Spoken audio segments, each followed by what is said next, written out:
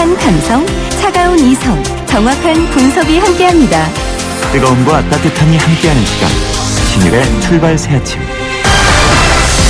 신율의 출발 새아침 3부 순서 광고 듣고 시작합니다.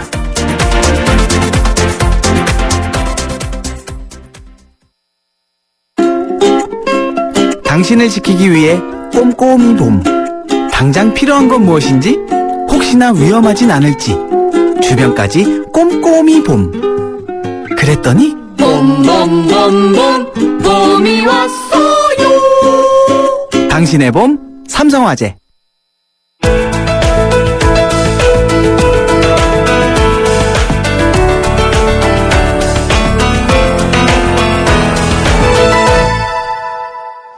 지난 11일 세계적 멸종 위기종인 이 북태평양 긴 수염 고래가 경남 남해 앞바다에서 홍합 양식장 줄에 걸린 채 발견이 됐습니다. 고래가 빠져나가려고 안간 힘을 쓸수록 구조 작업하는데 어려움이 많았다고 하는데요. 줄에 엄청난 압력이 가해져서 줄을 끊을 경우에는 또 다른 사고가 날 위험이 있었다고 합니다. 그런데 다음날 오전 이 긴 수염 고래가 다행히 양식장 줄을 끊고 탈출한 것으로 확인이 됐는데요. 1974년 이후 41년 만에 나타난 반가운 긴 수염 고래입니다.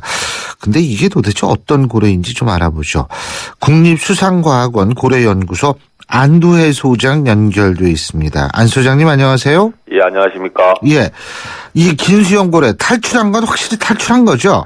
예, 그렇습니다. 예, 그럼 이 고래가 어디로 갔는지 혹시 아십니까? 예, 아직까지는 확인이 되지 않고 있습니다. 예. 혹시나 하는 마음에 저희들이 먼 바다로 나가 제갈길을 찾아가기를 바랍니다만은 혹시나 근처 해역에 머무를 수도 있는 가능성이 있어서 저희들이 스쿠버 다이버를 동원을 해서 수중 탐지했다 하고 선박을 이용해서 주변도 전부 다 살펴봤는데 고래는 보이지 않았습니다. 다행히 잘 헤쳐나간 것 같습니다. 그렇군요. 그래도 혹시 모르기 때문에 오늘은 그 해양경비안전서 항공대의 협조를 받아서 예. 항공조사도 실시할 예정입니다. 아, 근데 이거 발견했을 때 이 고래가 어떤 상황이었습니까? 예, 아마도 우리 신고를 해주신 어민께서도 상당히 더 놀랐을 겁니다. 덩치가 거의 우리가 산만하다는 표현이 맞을 정도로. 예. 굉장히 큰 것이 이제 홍합 양식장 로프에 걸려갖고 숨을 푹푹 쉬니까 굉장히 놀래서 이제 꼬리 지느러미가 로프에 감겨가지고 꼼짝을 못하고 있는 상태였습니다. 근데 이거 고래가 꼬리가 감기게 되면은 이거 앞으로 나가야 되는데. 예. 그러면 계속 이제 발버둥만 치게 되면은 그게 이제 물에 빠져 숨을 못 쉬게 되면은 죽는 경우가 많은데. 다행히 호흡을 할 수 있을 만큼 위에 줄에 감겨서 구조를 할 수가 있었습니다. 아, 그렇군요. 그런데 구조 작업은 그러면 이건 어떻게 이제 직접 잠수사분들이 물속에 들어가서 끈을 끊는 건가요? 예, 그렇습니다. 그게 이제 워낙 또 덩치가 크고 그게 이제 지느러미가 움직이게 되면 한 17m 된다 그러죠? 예, 그렇으면은 이게 보면 저희들 선박으로 접근하기도 상당히 어려웠습니다. 저희들 선박 그런데 일단은 그래도 저희들 보호 대상 해양 생물기관인 시라이프 부산 아쿠아리움이 되겠습니다. 거기하고 저희 구조대가 가가지고 다행히 밤늦게까지라도 동원을 해서 수중 상태를 살펴보니까 굵은 로프가 한 4가닥 정도가 감겨 있었습니다. 예. 그래서 이제 저희들이 또 수중 톱을 동원을 해서 절단 작업을 했는데 첫날에는 한 4줄 정도가 감겨서 3줄만 끊고 나니까 저희도 또 구조대도 굉장히 좀 위험하고 밤이 늦어서 예. 철수를 하고 다음 또 워낙 또 요동이 심해서 또 고래 상태는 또 안정된 상태였습니다.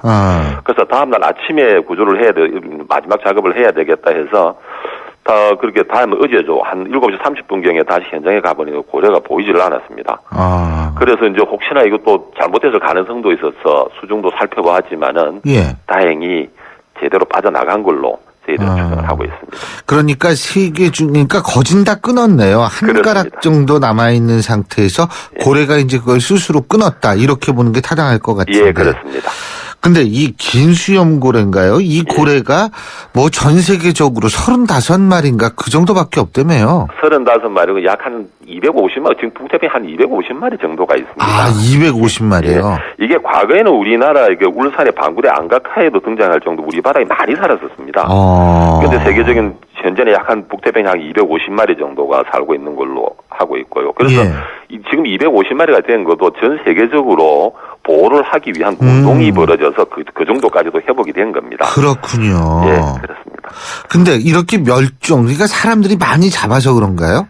예, 그래서 이게 우리가 보면은 특히 해양 동물이라든지 보면은 멸종 위기에 처하는 거는 예. 대부분이 인간의 활동 때문에 그렇다고 보시면 됩니다. 아. 특히 우리가 보면은 1980년대 중후반에 이제 미국과 일본이 그 엄청 잡았습니다. 이런 것들을 너무 많이 잡고 특히 이게 그 북방 긴 수용고래가 행동이 느리고 또 이제 연안 가까이 분포를 하면 이제 작사를 맞아도 이게 워낙 지방질이 많아서 가라앉지 않아서 포획하기가 굉장히 좋았습니다. 예. 그래서 많은 이제 멸종 대상 멸종 위기에까지 처하게 된 것입니다. 예, 그렇군요.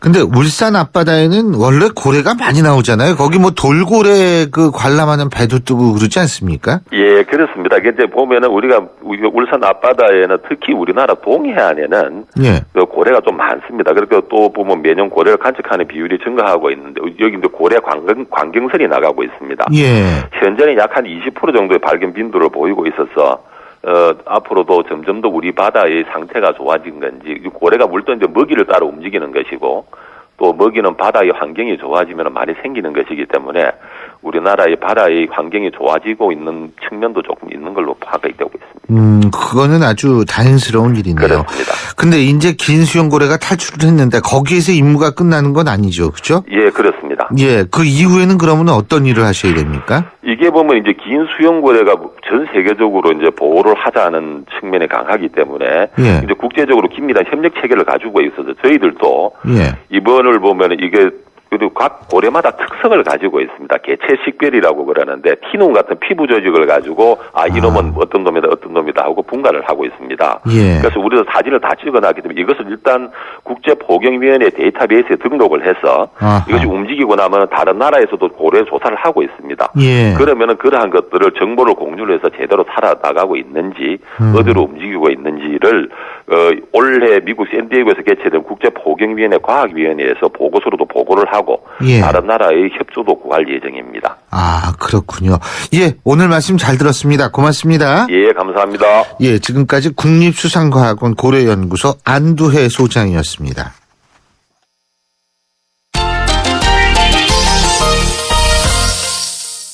스포츠 소식 알아보겠습니다. 경향신문 김세훈 기자 연결합니다. 김세훈 기자? 네, 안녕하세요. 예, 요새 말이에요. 굉장히 부진한 타이거 우즈 선수 말이에요. 결국은 투어하다가 중간에 그만뒀네요. 네, 그래서 뭐 어떤 신문에서는 정글에서 호랑이가 꼬리를 감췄다. 이런 표현을 쓰고 있는데요. 예. 올 시즌 뭐 너무 부진했죠. 첫 번째 대회에서는 올해 이제 출전을 해서는 컷오프를 당했고요. 2라운드에 뭐 82탈 치면서 이제 컷오프를 당했고, 지지난주죠. 그때 열린 대회에서는 라운드를 돌다가 허리 통증으로 역시 기권을 했습니다. 예. 그러면서 뭐 최근에 이번 주에 발표한 세계 랭킹이 62위까지 떨어졌고요. 최근 9차례 대회에서 기권한 것만 3번입니다. 그러니까 성적을 못 내고 있고, 그러니까 타이거 우즈가 당분간 골프를 하지 않고 최고 수준에서 경쟁할 수 있는 준비를 마쳤을 때, 그때 들어오겠다. 다시 투어에 들어오겠다. 이렇게 얘기를 했습니다. 예. 도상보다는 제가 보기엔 경기력적인 측면이 더 문제가 된 것 같습니다. 그리고 지난번에 제가 말씀드린 것처럼 뭐 30야드를 남기고 칩샷을 하는데 1m밖에 못 치고 뭐 이랬거든요. 예. 그러니까 이게 칩샷 자체 뭐 입스가 왔다. 뭐 이런 표현도 쓰고 하면서 경기력이 너무 떨어지니까 그렇고요. 또 이게 외신 보도를 보니까 타이거 우즈가 연습 때는 공을 엄청나게 잘 친대요. 근데 게임만, 시합만 들어가면 공이 잘 안 맞는답니다. 왜 그렇죠? 너무 그러니까 긴장을 하나? 그렇죠. 이게 기량의 문제라기보다는 예. 정신적인 문제라는 거죠. 아하. 그러니까 우즈에 이제 옆에 훈련한 사람들 보면 연습장 드라이빙 레인지에서는 50개 공을 치는 거 보면 똑바로 잘 친다. 근데 게임만 들어가면 그게 막 옆으로 100야드씩 벗어난다. 이런 표현을 씁니다. 그만큼 이게 기술적인 것보다는 예. 사실 좀 마음의 문제가 있는 거 아니냐라는 거고요. 그래서 일부에서는 이거는 단순한 기술적인 입수도 아니고 뭐 순간적 일시적인 것도 아니고 이게 마음속에 공포가 있기 때문이다. 이런 표현도 좀 쓰고 있습니다. 그러니까 우주 선수 입장에서는 이제 공이 너무 안 맞고 빨리 잘해야 된다라는 것 때문에 부상이 있는데도 불구하고 계속 경기를 뛰었고 그러면서 이제 성적이 점점 좀 떨어지고 있는 거죠. 그렇군요.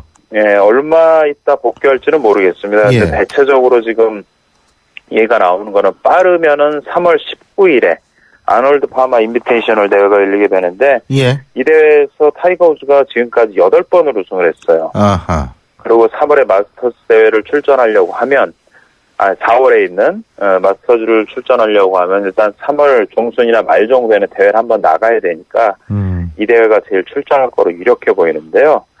우즈 입장에서는 이런 게 있을 것 같습니다. 계속 이렇게 못하고 그만두고 기권하고 컷오프 당하고 하는데 준비가 덜 된 상태로 또 나와서 마스터즈 뛰겠다 이 생각으로 또 나와야 되냐 이런 고민도 할지 모르겠어요. 어쨌든 뭐 우즈가 돌아와야지 인기가 조금 더 올라가긴 할 텐데 그런 면에서도 우즈의 복귀가 건강한 복귀가 빨리 이루어졌으면 하는 바람은 있죠. 그리고 그 리오넬 메시가 스페인 구강컵에서 한 골, 한 어시스트, 이 도움 이걸 올렸다고 그러는데 식이요법 덕분이라 그러는데 인삼 먹습니까 메시가요? 그럼 우리나라 인삼 잘 팔릴 것 같은데요. 그렇죠. 그건 아니고 지금 어제 열린 스페인 구강컵 준결승전에서 이제 바르셀로나가 3대1로 비아레알을 꺾었는데요. 이때 이제 메시가 골 한 골 넣고 어시스트 하나 하고 했습니다. 그러면서 뭐 최근 10경기에서 골 11, 어시스트 8개, 뭐 게임당 2개 가까운 공격 포인트를 올리고 있는데요. 뭐 다이어트 했다 이거보다 식이요법 음식을 좀 조절하고 지금 있는 것 같습니다. 그래서 옛날에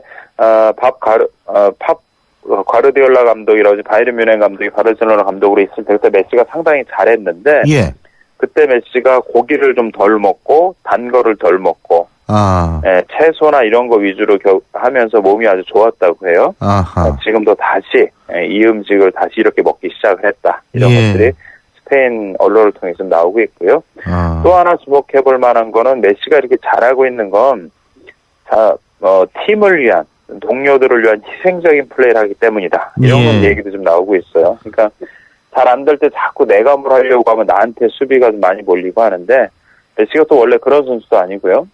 주변 동료들을 돕기 위해서 자기의 몰린 수비를 몰고 다니면서 동료들한테 찬스를 내주거나 이러니까 어시스트가 그만큼 많아진다는 거죠.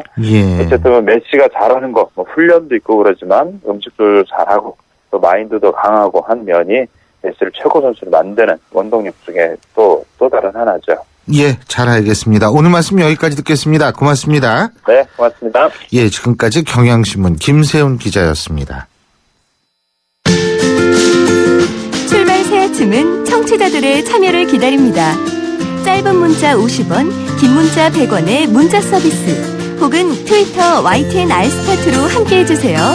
참여하신 분들 중 몇 분을 선정해 준비한 선물을 보내드립니다.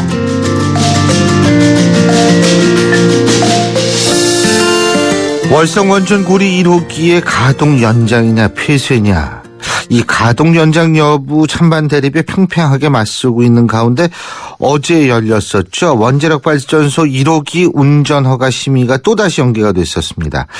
이 이견을 좁히지 못하고 결정을 차기 회의로 미뤘다고 하는데 양측 목소리 차례로 듣는 시간 갖겠습니다. 먼저 가동 연장해야 한다는 주장부터 먼저 듣죠. 경희대학교 원자력공학과 정범진 교수 연결합니다. 교수님 안녕하세요. 네, 안녕하세요. 가동 연장이 필요하다. 어떤 근거에서 그렇게 말씀하시는 거죠? 우선 더 쓸 수 있는 물건을 더 쓰는 것은 당연한 거고요. 이것이 뭐 우리나라가 딴 나라는 전혀 안 하는 것을 하자는 게 아니고 전 세계적으로 435기 운전 중에서 86기가 이미 하고 있고요. 지금 월성 1호기랑 동일한 48기의 캔두형 원전에서도 12기를 계속 운전하고 있습니다. 이것은 기술적으로 타당된 것입니다. 근데 기술적으로 타당되는데 왜 그러면 원자력 발전소에 항상 수명을 두고 있는 거죠? 원자력 30년이라는? 발전소의 수명이라는 것이 결정될 때 이것이 어떤 기술적으로 이거밖에 운전할 수 없다 이것이 아니라 미국 정부가 한 전원이 장기적으로 독점하는 걸 방지하기 위해서 경제적으로 30년, 40년이라는 기간을 정했고 그리고 그것이 끝난 다음에 또 계속 운전을 할 수 있다 하는 것이 이미 전제되어 있던 것입니다. 그래서 지금 국민들이 생각하는 것처럼 30년, 40년이라는 운영허가 기간이 기술적으로 그만큼밖에 할 수 없다 이것이 아니고요. 제 개인적인 생각으로는 그리고 기록으로도 있는데 보통 한 60년, 100년까지도 저는 가능하다고 봅니다. 60년, 100년이요? 네. 그렇다면은 지금 자꾸 원자력 발전소를 짓는다는 거는 사실은 말이 안 되겠네요. 쓰는 거 계속 쓰면 될 거 아니에요? 전기 수요가 늘어나고 있죠. 물론 수요는 늘어나고 있습니다만. 네. 그런데 주민들 입장에서 볼 땐 두려움을 가질 수 있는 것 당연한 거 아니겠습니까? 그렇죠. 예. 예. 이 부분에 대해서는 어떻게 보세요? 제 생각으로는 국민들이 가지고 있는 우려라는 것들이 어떤 시민단체나 NGO가 만들어낸 허상이 아닌가 싶은 생각을 하고 있습니다. 왜냐하면 언론에서도 굉장히 많은 우려가 제기되고 있고 시민단체들도 많은 제기를 하고 있지만 지난 40년간의 기록으로 봤을 때 원자력이 그렇게 허술하게 관리되고 있지 않았고 예. 기록으로 봤을 때 위험하지도 않았습니다. 그런데 이제 자꾸 이게 뭐 원자력 발전소 돌다가 쓰는 경우도 많잖아요. 그렇죠. 그러니까 이제 이게 걱정이 돼서 그러는 건데 그렇죠. 테스트는 한 거예요? 그렇죠. 그러니까 쓰는 것은 문제가 아닙니다. 예. 자동차도 그렇죠. 그렇죠. 예. 가다가 쓰는 게 문제, 안 쓰는 게 문제지. 근데 그렇죠. 어떻게 뭐 스트레스 테스트나 이런 거 다 하신 거예요? 그렇죠. 그런데 이제 스트레스 테스트라는 거에 대해서 이제 여러 가지 이제 제기가 되고 있는데 예. 스트레스 테스트라는 거는 어떤 시설에 대해서 스트레스를 줬을 때 어느 부분이 취약한가 하는 부분들을 도출해내기 위한 테스트 과정입니다. 예. 이것들은 이제 법적인 요건이 아니라 후쿠시마 이후에 사업자들이 자발적으로 이런 걸 좀 해봐라 하는 권고사항에 따라서 이제 해본 거고요. 32개 항목의 개선사항이 도출됐는데 이런 것들은 장기적으로 해나가야 될 것들이지 뭐 계속운전을 앞두고 반드시 해야 된다 이런 것들이 아닙니다. 왜냐하면 내용들이 뭐 중대사고를 대비하라 이런 좀 추상적인 성격의 것들이기 때문에 어떤 뭐 이행에 대한 수준이 정의되어 있고 이런 것들이 아닙니다. 그리고 계속운전 요건은 법으로 정해져 있는 요건들을 충족하면 계속운전을 허락할 것이냐 말 것이냐 하는 것이 결정되는 것이고 스트레스 테스트는 그것과는 전혀 무관한 것입니다. 예, 그렇군요. 그러니까 앞으로도 당분간 이 고리월성, 이 월성 고리 1호기, 이거는 별 문제가 테스트 통과했기 때문에 없다. 이런 결론이시라는 거죠. 그러니까 한마디로. 예. 예. 잘 알겠습니다. 그러면, 자, 이제 그 찬성 측의 입장, 경희대학교 원자력공학과 정범진 교수의 입장을 들어봤고요. 자, 이번에는 폐쇄해야 한다는 주장 들어보겠습니다. 양희원영 환경연합 에너지기후팀 처장 전화 연결돼 있습니다. 양희 처장님, 안녕하세요. 네, 안녕하세요. 어제 원전안전위원회 원안회의 참석하셨었죠? 배석했죠. 네. 배석이요. 뭐 네네. 배석이나 참석이나 어쨌든 현장에 계셨잖아요. 그죠? 네네. 예, 그런데 지금 조금 전에 정범준 교수 같은 경우에는 100년도 쓸 수 있고 자기가 생각할 땐 최소한 60년 이상은 쓸 수 있다. 이런 입장인데 네. 일단은 이런 상황이라면 어제 쟁점이 뭐였길래 이게 결론이 안 난 거예요? 심의가 충분히 진행이 되지 않았습니다. 심의가 진행되지 않았다는 게 무슨 얘기죠? 이제 겨우 지금 이제 월성원전 1호기에 대해서는 대통령 공약상으로 스트레스 테스트를 통해서 안전성을 확인한다고 한 게 있었고, 그리고 애초에 법적인 심사인 계속운전 심사, 그 법적인 기술 기준 하에서 만족하는지를 심의하는 이 두 가지가 있습니다. 그 중에서 지난 회의에 스트레스 테스트 관련해서 원자력 안전기술원과 민간검증단이 서로 다른 결론을 내놨기 때문에 그것을 질의하는 시간이 지난 회의였고, 어제 회의도, 그러니까 지난해라고 말씀드린 거는 그 처음 심의 시작한 1월 15일 말씀드리는 거고요. 어제도, 오전에는 내내 한국수력원자력 주식회사 사장이 와서, 앞으로의 이행 계획을 발표하고 질의응답하는 시간이었고요. 그리고 오후에는, 스트레스 테스트 중에 가장 쟁점 중에 하나인 지진 분야의 재해 분석이 제대로 됐는지 그 검증 과정에서 양쪽의 이견이 무엇인지를, 검토하는 거였고, 오후 한 5시 다 되어서야 그 계속운전 심사에서 최신 안전 기술 기준을 적용하는 게 맞냐. 이게 이제 원자력 전문가들이 문제 제기를 했잖아요. 그래서 외부 전문가들 의견을 듣는 때가 그때였어요. 그러니까 사실 계속운전 법적인 심사는 어제 거의 5시 넘어서야 논의가 시작된 거죠. 그만큼 월성원전 1호기는 안전성에 대한 이슈가 굉장히 많습니다. 예, 그런 이슈가 많다. 그 이슈 때문에 반대하시는 거죠, 그러니까 결국은 그죠? 안전성이 확인이 되지 않았고 그리고 저는 이제 스트레스 테스트 민간 검증단 위원으로 참여하고 있는데요. 저희가 32개의 개선 사항을 냈어요.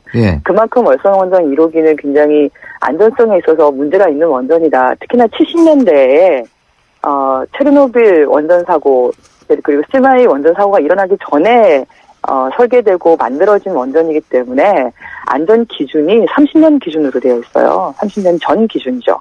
그러니까 지금의 최신 기준이 적용이 되고 있지 않습니다. 그게 어제 확인이 됐습니다. 그러니까 지금 기준으로 하면 미비한 데가 많다 이 말씀이시죠? 그렇죠. 지금 그린피스 캐나다에서 션 패트릭 씨가 오셔가지고 이제 여러 가지를 말씀해 주셨는데 캐나다가 우리나라보다 수명 연장을 위한 비용, 안전성 개선 비용이 뭐 나누면 8배까지 나요. 왜 그런지를 보니까 거기는 현재 신규 원전을 짓는 기술 기준이 있지 않습니까? 그걸 만족을 해야 돼요. 아무리 오래된 원전도. 근데 우리나라는 그걸 만족하지 않아도 된다는 원전안전위원회의 법적 해석이 있어요. 근데 법에는 보면은 최신 운전 경험과 연구 결과를 반영해야 된다 이렇게 나와 있거든요. 근데 뭐 세부 지침이나 고시에 들어가서는 그럴 필요 없다는 식으로 비껴가고 있어가지고 이게 유권 해석에 문제가 있는 거죠. 그래서 어제도 가장 최신도 아니고 월성 2호기부터 적용된 사실상 1991년 이후에 적용된 그 기술 기준조차도 월성 1호기는 만족하고 있지 못해요. 그게 확인이 되고 있거든요. 그러니까 안전성의 문제가 심각한 거죠. 지금 월성 1호기를 보면. 그 양희 처장께서 보실 때 가장 큰 문제가 지진 이 부분에 있다고 보세요? 지진도 있고 노후화 된 것에 대한. 근데 뭐 60년, 100년 쓴다 그러는데 얼마나 노후가 됐겠어요? 그 정범진 교수님 좀 과장하신 거고요. 지금 재작년 통계로 보면 2013년까지 전 세계적으로 폐쇄한 원전이 143개고 그리고 그 평균 가동 연수가 23년밖에 안 돼요. 30년 설계 수명도 채우지 못했어요. 원전은 다른 발전소하고 다르게 핵분열을 하기 때문에 그때 나오는 중성자선, 방사선이 굉장히 강하거든요. 뭐 약간 비유해서 말씀드리면 강철이 유리로 바뀔 만큼 강한 힘이에요. 그만큼 재질 자체 성격을 바꿀 만큼 그만큼 강한 힘이에요. 그래서 그 안에 수백만 개의 부품들, 뭐 100km 이상 되는 배관들, 1700km 이상 되는 케이블들 이런 데에서 이런 것들이 30년 지나서까지 뭐 절연 장치라든지 여러 가지가 그대로 유지되고 있다고 보기 어렵죠. 상식적으로 봤을 때 보기 어려운 거고 건물도 그렇고 심지어 그거를 전체를 제어하는 컴퓨터 시스템이 30년 전 컴퓨터라고 생각을 해보세요. 지금 우리가 쓰는 노트북도 5년, 6년이면 바꾸는데 그런 걸 그대로 쓰면서 안전에 문제 없다 이렇게 얘기를 하는 건 좀 억지죠. 근데 어쨌든 최신 안전기술 기준에 적용되지 않았다는 걸 처음으로 확인한 때였는데 일부 위원들은 그냥 빨리 표결하고 끝내버리자 이렇게 하면서 이제 좀 소란이 있었고 그래서 밤 11시까지 막 밀어붙이더라고요. 저는 위원장님이 왜 그렇게 비정상적으로 회의를 진행했는지 이해가 잘 안 됐었는데 아무튼 네네 그렇습니다. 잘 알겠습니다. 오늘 말씀 여기까지 듣겠습니다. 고맙습니다. 네, 감사합니다. 지금까지 이 원전 폐쇄해야 한다는 주장을 하고 계시죠? 양희원영 환경연합 에너지기후팀 처장이었습니다. 차오가 같네 차오가 같아 2588 대리운전 2588 좋아요. 대리운전입니다. 역삼동에서 일산이요. 2명 필요하시다고요? 일용이와 홍제동 김수미 보내라고요? 네, 차오로 찾아서 연락드릴게요. 차오로 정렬 2588 신율의 출발새 아침 3부 순서는 여기까지입니다. 잠시 뒤 4부에서 뵙죠. 올해 중학교에 진학하는 민성이 중국인 엄마를 둔 이른바 다문화 가정 어린입니다. 한때는 한글이 서툴러 친구들과 어울리기가 힘들었지만 이제는 의젓한 중학생이 될 날을 기다리고 있습니다. 하지만 민석이네 형편으로는 새 교복을 사 입는다는 게 큰 부담입니다. 여러분의 정성으로 교복을 선물하시면 어떨까요? 민성이와 같은 많은 아이들이 새 학년을 보다 밝게 시작할 수 있을 겁니다. 2015 YTN 라디오 연중 캠페인 함께 들어요 대한민국 기아대책과 함께합니다.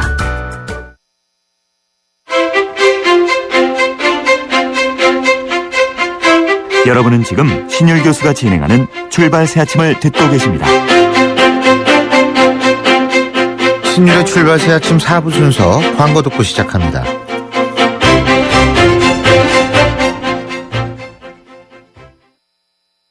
세상에는 두 가지 종류의 면도기가 있습니다. 곡면에 적응하지 못하거나 곡면에 완벽하게 밀착되거나 플렉스볼 기술로 새롭게 탄생한 퓨전 프로글라이드. 턱선을 따라 반응하는 질레트 최적의 밀착 면도. 지금 프로글라이드를 검색해보세요. 질레트. 2013, 2014, 2015 해마다 더 얼받는 연말정산? 롯데카드면 올해도 더 받는 연말정산! 롯데카드 연말정산 더 받는 프로젝트 2015 시즌! 연 1,000만 원 이상 이용 시 5개 항목 연간 이용 금액의 1에서 3%를 롯데포인트로 돌려드립니다. 3월 31일까지 신청. 해당 항목 및 자세한 사항은 홈페이지 참조. 뉴스와 영화의 만남. 시네마인 뉴스.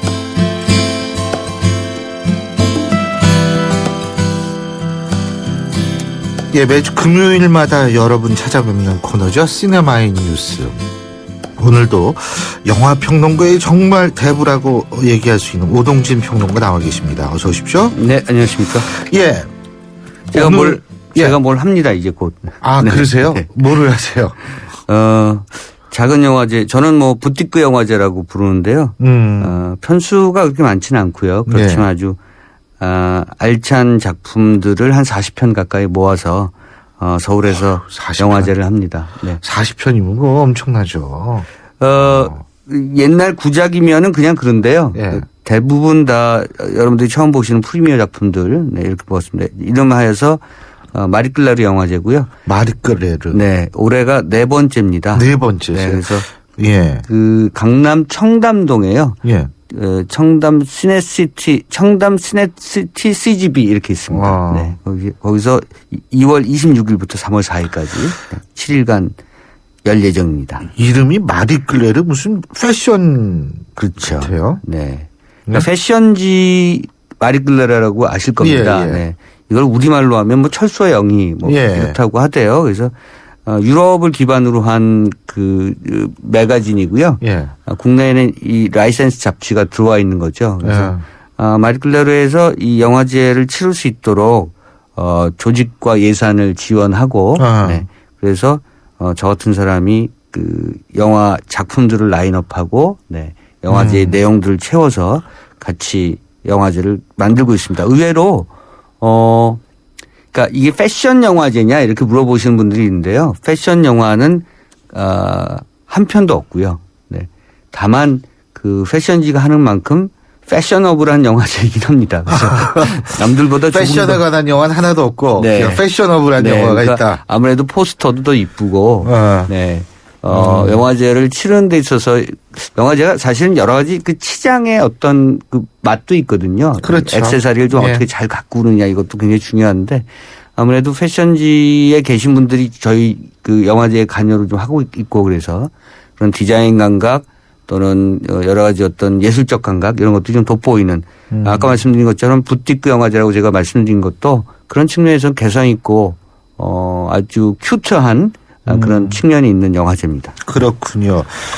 근데 뭐 어떤 영화들이 그렇게 큐트하고 패셔너블하고 사실은 저희 영화가 이제 예를 들면 부산국제영화제는 300 몇십 편 걸면서 백화점식 영화를 지향하잖아요. 예. 그래서 그 1년 내에 전 세계에서 통용됐던 영화들을 다 모아서 상영하니까 여러분들이 그 1년 동안에 세계 영화계의 트렌드를 봐라 뭐 이런 것인데요.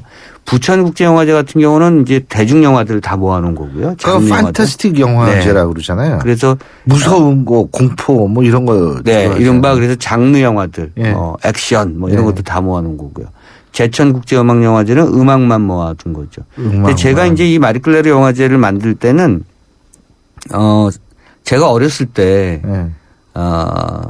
영화들을 그러니까 이른바 시네필들, 그러니까 필름 매니아들, 그러니까 영화광들이 조그만 그룹을 만들어서 스터디 그룹 같은 걸 만들어서 자기가 보고 싶은 영화, 좋아하는 영화들 막 가져와요. 그때만 해도 참 조야했잖아요. 예. 그 복사판, 해적판 비디오 뭐 이런 것들인데. 비디오. 네. 그렇죠. 또 막 그 불 가고 금 가고 막 비 오고 네. 그런 것들 가지고 와서 모아서 뭐 몇 명 안 되지 않습니까? 뭐 한 서너 명, 너댓 명 이렇게 모여서 그런 것들 자기가 가져온 걸 소개하고 보여주고 뭐 이랬던 기억이 있었어요. 그러니까 뭐 다섯 편, 여섯 편 이렇게 한꺼번에 보는 거죠. 근데 그렇게 영화광들이 보고 싶은 영화들을 모아서 보았던 그 기억을 제가 잊을 수가 없었고요. 제가 그렇다면 아직도 저 같은 영화광들이 많이 계실 것 같고 이 영화광들이 보고 싶어 하는 영화들 그것은 곧 내가 보고 싶은 영화들일 것이다. 그래서 영화광들을 위한 좀 시네필드를 위한 이런 좀 작은 영화제를 좀 만들자라고 해서 이제 만든 것이 마리클레르 영화제입니다. 영화광들이 좋아하는 근데 장르마다 영화광들이 좋아하는 게 다를 거 아니에요. 어떤 영화는 이런 장르 좋아하고 그렇지 않습니까? 그러니까 이제 많은 분들이 잠깐 오해하시는 게 영화 좀 봤네, 영화광이네 이런 사람들은 이른바 이제 예술 영화, 아트 영화, 실험 영화, 뭐 이상하게 긴 영화 뭐 이런 것들 좋아할 거라고 생각하시는데요. 저희도 똑같습니다. 그러니까 다만 각자의 취향이 좀 다를 뿐이니까 이번 그 마리클레르 영화제에서는 가능한 한 그 취향들을 좀 공통으로 묶을 수 있는 작품들을 골랐죠. 그러니까 예컨대 개막작 버드맨 같은 경우는 지금 아카데미 9개 부문에 올라 있고요. 예, 버드맨. 네. 지금 아마 그게 코미디 영화 아니에요?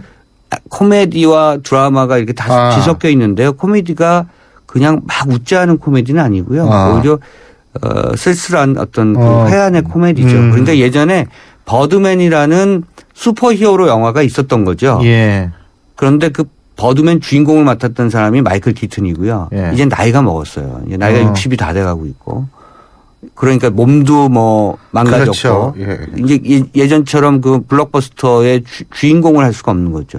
사람들 사이에서 잊혀지고 있습니다. 그래서 이 사람이 어느 날 그 브로드웨이 무대에 자기가 연출하는 그리고 자기가 주연하는 정극을 한 편 올리는 거예요. 그러면 사람들이 생각했을 때 우리가 생각했을 때 슈퍼맨이나 무슨 스파이더맨이나 배트맨이나 뭐 하던 그 배우가 어느 날 갑자기 한 20년 만에 나타나서 브로드웨이에서 연극한다고 하니까 좀 기대도 되지만 한편으로는 대체적으로는 좀 조소하는 분위기. 되겠어라는 분위기 뭐 마지막에 별짓을 다 하는구나 이런 분위기 이런 것도 굉장히 많죠. 그러니까 그러한 얘기를 그려나가는 얘기입니다. 그래서 어떻게 보면 영화는 그냥 한 영화 배우의 그 퇴락하는 과정을 그리는 척하지만 사실은 인생의 뒤안길에 서 있는 많은 사람들에게 살아간다는 것에 대한 어떤 새로운 성찰, 그 해안 뭐 이런 것들을 좀 주려고 하는 그런 작품이고요. 알레한드로 곤잘레스 이나리투라는 멕시코 감독이 정말 얼마나 출중한 감독인가라는 것을 다시 한번 볼 수가 있고 특히 여기서 주연을 맡았던 마이클 키튼은 예전에 배트맨 역을 했었거든요. 배트맨 역을 2번 했었죠.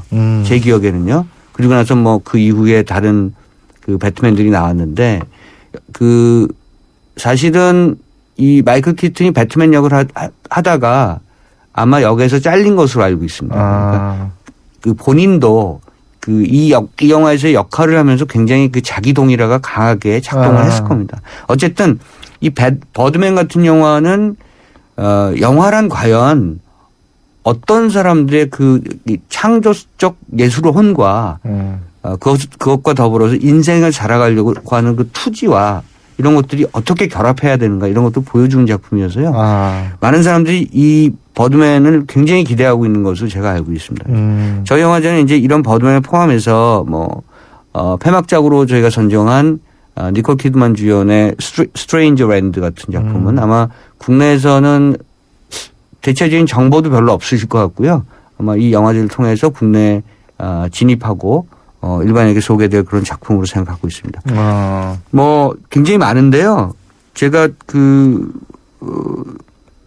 사실은 심혈을 기울여서 작품 라인업을 선정을 하면서 얼마 전에 재작년이죠. 루인 데이비스를 찾아서라는 음악 영화에서 굉장히 열연을 펼쳤던 오스카 아이작이라는 남자 배우가 있고요.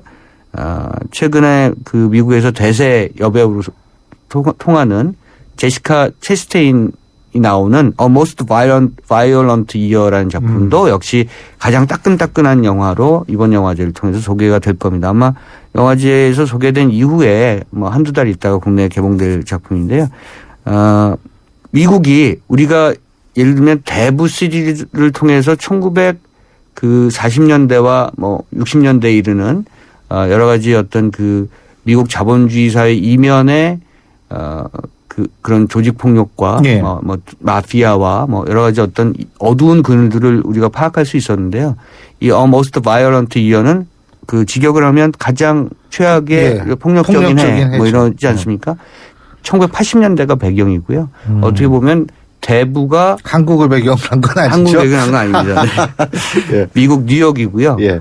1980년대에도 미국 뉴욕에서 한 가족이 한 예. 패밀리가 어떻게 범죄의 길로 들어가게 되는지. 근데 그것이 과연 정말 이렇게 명확하게 구분되는 범죄와 합법과 불법의 그렇죠. 정의와 경계. 범죄의 그 사이인지 뭐 그런 선악의 어떤 구별을 우리가 어떻게 해야 되는지 뭐 이런 얘기를 하고 있는 작품이라고 생각하시면 좋을 것 같습니다. 이란 영화도 있고요. 레일라 하타미라고 이란에서 가장 아름답고 가장 뛰어난 여배우가 있는데요. 스밍과 나데르의 별거라는 작품 때문에 한국에도 많이 알려졌습니다. 예. 레일라 하타미 주연의 당신의 세상은 지금 몇 시 뭐 이런 작품도 개봉이 되고 봉준호 감독의 마더가 예. 저희 영화제에서 흑백판으로 그러니까 마더의 그 어둡고 그 음습한 어떤 분위기가 흑백판으로 보면 더할 것이다. 하겠죠. 뭐 이런 것 때문에 마더의 그 촬영 감독이 이걸 흑백으로 다시 뽑아냈고요. 그래서 저희가 저희 영화제에서 흑백판으로 소개해 드릴 예정입니다. 그리고 굉장히 화제는 모았습니다만 개봉 과정에서 크게 성공하지 못했던 라스 폰 트리에 감독의 ним포마니아. 예. 그 원래 그 시중에서는 1부, 2부 나뉘어서 2시간짜리 뭐 1시간 58분 뭐 2시간 4분 이런 식으로 예. 개봉이 됐었습니다만은 저희는 그 러닝 타임이 5시간 반입니다. 그러니까 이 라스 폰 트리에 감독의 감독판이죠. 이거는 자르지 마.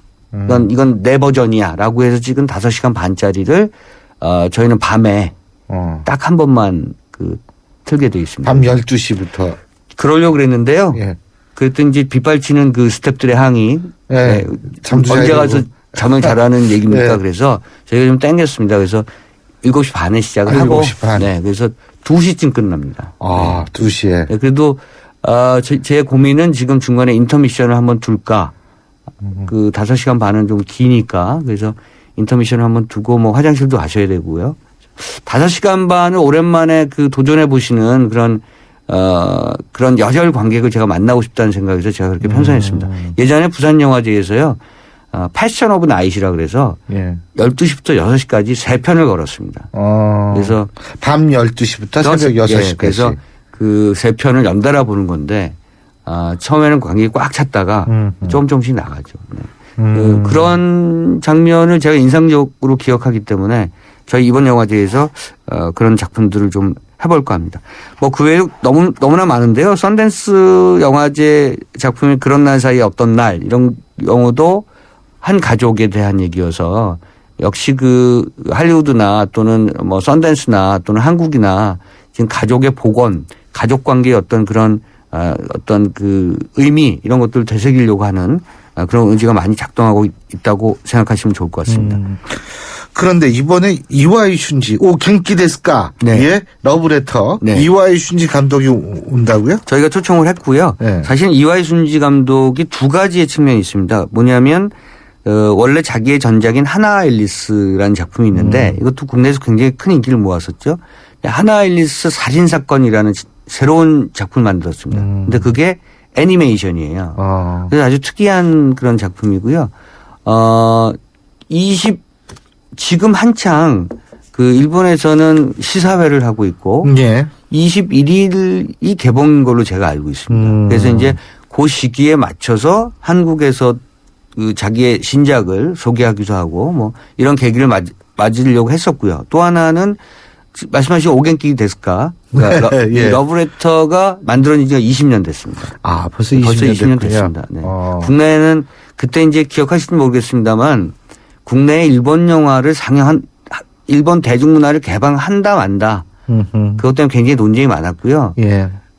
그래서 거의 처음으로 풀린 영화가 이 러브레터였습니다. 예. 나중에 신라건도 풀리고 했습니다만 그 단계적으로 푼다 그래서 극장은 풀고 뭐 TV는 안 풀고 광고는 안 되고 뭐 등등 이런 일본 대중문화 개방 정책에 따라서 원래 20년 전에 만들어졌던 러브레터는 우리에겐 조금 더 늦게 들어왔죠. 어쨌든 그 두 가지 기획에 대해서 저희가 초대를 했는데 그 처음에 말씀드린 하나 앨리스 살인사건 신작은 예. 본인은 이하이 순지 감독은 뭐 영화제에서 소개되길 원했으나 이미 이 영화에 대한 그 권한을 한국의 모 회사가 가지고 있어요. 그래서 그 한국의 모 회사와 협상을 하는데 실패했습니다. 그래서 이번에 새 작품은 소개해드리지 못하지만 이하이 순지 영화 중에서 국내에 잘 소개되지 않았던 뱀파이어라는 작품이 있습니다. 이하이 순지가 미국에서 뉴욕에서 찍은 영화인데요. 뱀파이어를 포함해서 릴리 슈슈의 모든 것 그리고 아까 말씀드린 하나 앨리스 살인사건의 전작 하나와 앨리스 이렇게 세 편을 소개하려고 합니다.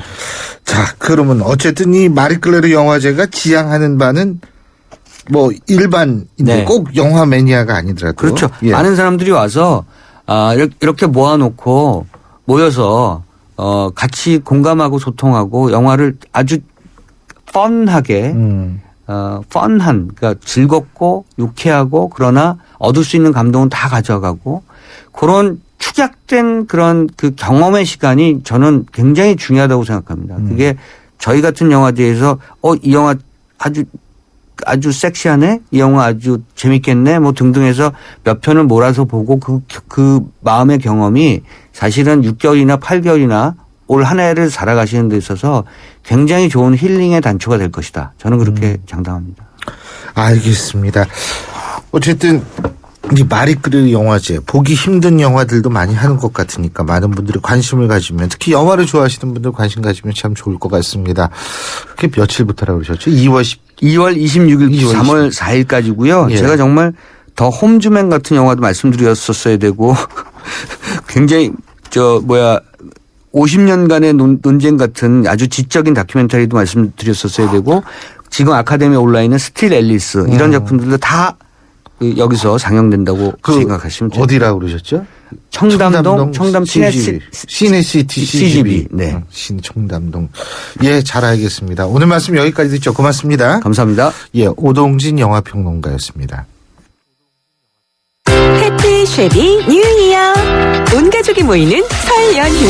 쉐보레와 함께 기분 좋은 기성길 되시라고 2월 한 달 쉐보레를 구입하는 모든 분께 최대 120만 원의 풍성한 할인 혜택을 새해 선물로 드립니다. 전시장 및 홈페이지 참조, 일부 차종 제외. Chevrolet, find new roads. 우리 집 통신 대표번호 101. TVG를 101로 인터넷을 101로 홍보이도 101로 모두 가입해 CCTV만 가도 101로 함께 101. 우리 집 통신은 101로 모두 다 해결해요. LG U+. 피자 가격이냐 맛이냐 그것이 문제로다. 광수씨, 피자헛에선 둘 다 포기하지 마세요. 크랩 시림프, 포테이토 소시지, 치즈 치즈, 갈릭 불고기 5천만이 사랑하는 토핑만 올려 더 맛있는 피자. 두 판 주문 시 한 판 9,900원. 피자헛.